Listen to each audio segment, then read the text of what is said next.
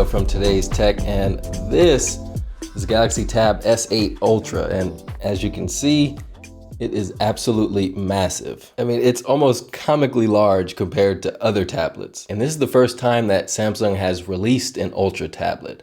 I mean, we've had Ultra phones like the S20 Ultra, Note 20 Ultra, S21 Ultra, and now the S22 Ultra, but never a Tab Ultra. Well, until now. It's bigger than last year's 12.4-inch Tab S7 Plus and the 12.9-inch iPad Pro. This guy is a whopping 14.6 inches. And what's crazy about it is that it has a 16:10 aspect ratio. So as you can see, it's either super tall or super wide, depending on how you hold it. It's like, is it a tablet? Is it a laptop? Well, actually, it's kind of both, depending on how you use it. But yo, if you're digging the vibe of the video so far, make sure to get subscribed so you can help me reach 10,000 subs by the end of the year. All right, so right off the bat, this guy screams premium. It's incredibly thin at just 5.5 millimeters. I mean, just crazy thin.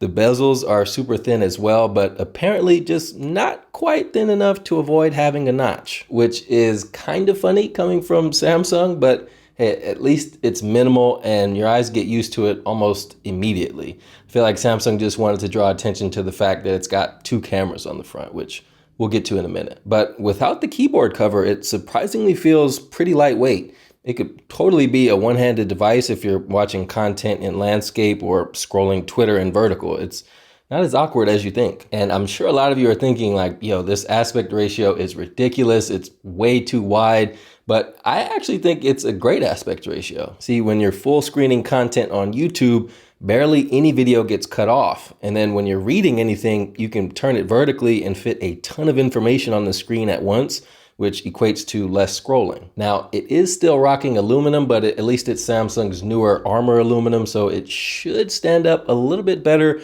against bumps and bruises. And I think the flush side rails look a lot better than the sort of brushed look we had on the Tab S7 Plus. And unfortunately, they kept the S Pen charging system on the back, which I think is just silly, but overall, it definitely presents itself as a more premium device, as it should, starting at $11.99. Now, this massive display is a 14.6-inch Super AMOLED display with a 120 Hz refresh rate, and the resolution is 2960 by 1848. So it's just absolutely gorgeous to look at, and it has that premium high refresh rate vibe we've become accustomed to over the past few years. Now, surprisingly, it's not as bright as the S22 Ultra's display, which gets up to 1750 nits when you're watching HDR content.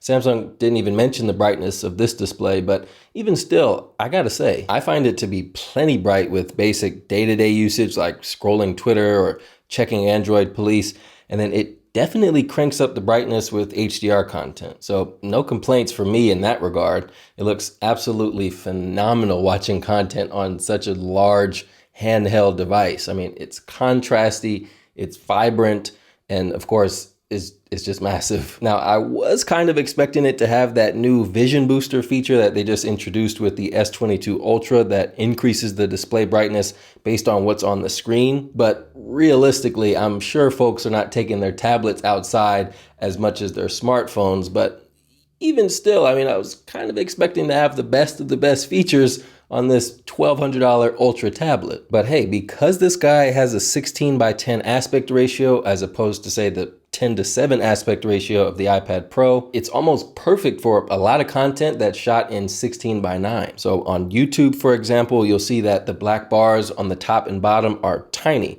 So when you expand to fill the screen, barely any content is cut off. So clearly the S8 Ultra was designed with media consumption in mind. And in my opinion, I think it's the best tablet display to watch content on. And then for any long form content that you're reading, you can just turn this guy sideways and you can fit so much text on the screen at once that sometimes you don't even have to scroll to see more. So it definitely takes care of both use cases. Samsung certainly delivered with this display. And then more evidence that this guy was designed for media consumption and on-the-go type use is the placement of the dual 12 megapixel 4K selfie cameras. They're meant to work while the tablet is in landscape, which resembles the placement of selfie cameras on laptops. And I think that clearly makes the most sense on tablets as well. Now, as far as the quality, I feel like these these cameras are pretty good, especially if you have some good lighting. I think these will definitely step up your zoom game. Now, it is nice to see that they've added an auto framing feature like we saw with Center Stage on iPad Pro.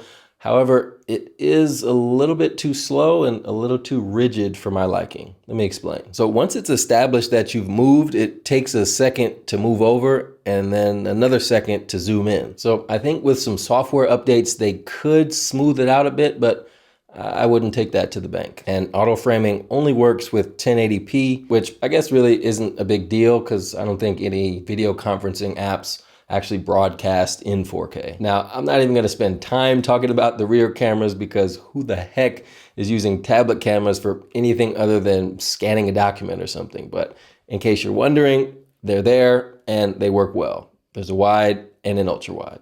That's all I'm giving you. But if you do a lot of video conferencing without earbuds, then I'm sure you'll be glad to hear that they've upgraded to 3 noise canceling mics. And I think they actually sound pretty good. Let me know what you guys think down in the comments. And there's 3 different mic modes that appear as this little floating icon. So you can choose voice focus, standard, or just all sound, depending on your use case. Now, I've got to say, it's been very interesting to use OneUI on such a large device.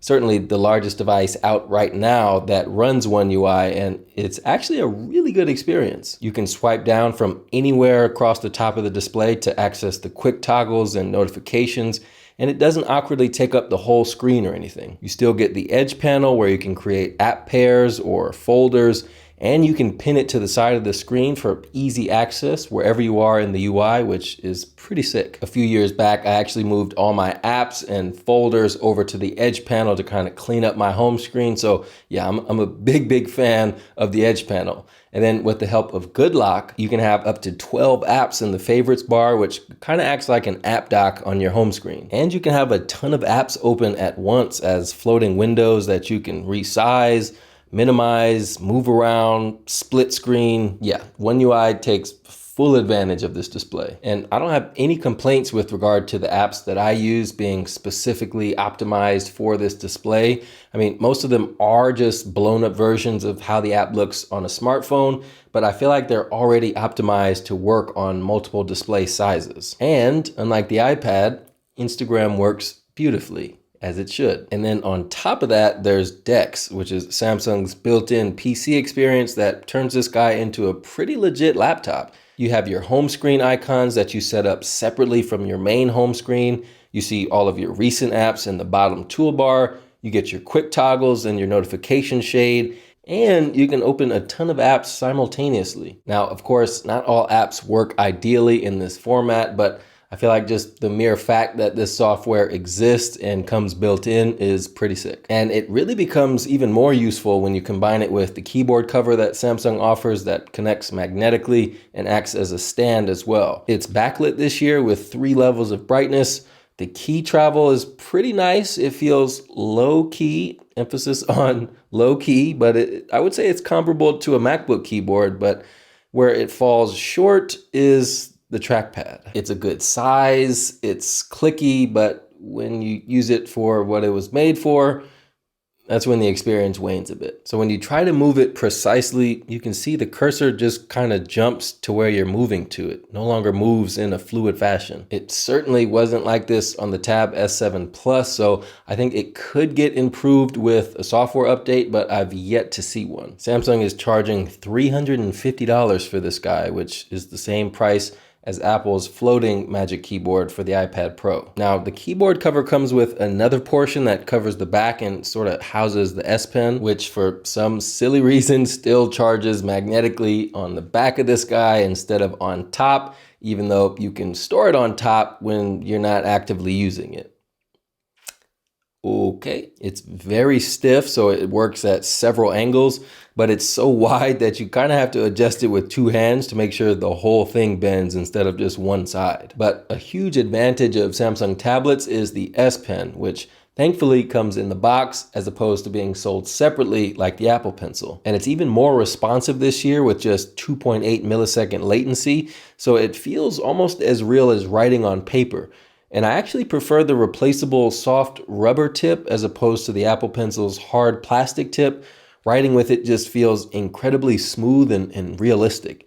And then beyond writing, there are a plethora of Bluetooth software features to take advantage of with the S Pen, like using it as a shutter button or using it to swipe through your photo gallery without touching the screen. So I feel like it provides a lot of advantages to the overall experience beyond just writing. Now, the speakers on this guy absolutely bump. There's 4 of them, 1 in each corner, and they're again tuned by AKG, and they can easily fill a room. I feel like they're not quite on par with the iPad Pro in terms of bass and clarity, but they're not too far off, and they're certainly significantly louder. My wife actually thought I was playing music from our Google Home Max. That's how loud they are. So again, further solidification of the S8 Ultra's media consumption focus. Now, I think the battery life backs it up as well. It's a massive battery at 11,200 milliamp hours, and it charges at 45 watts, but of course, 45 watt adapter is sold separately. But even with the 45 watt charger, it still takes this guy almost 2 hours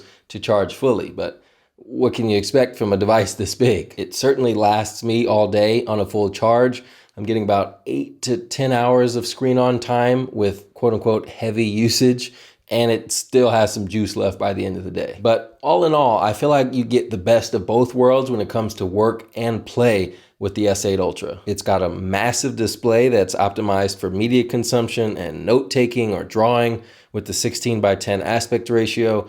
It's got 4K wide and ultra wide cameras on the front for all those video calls.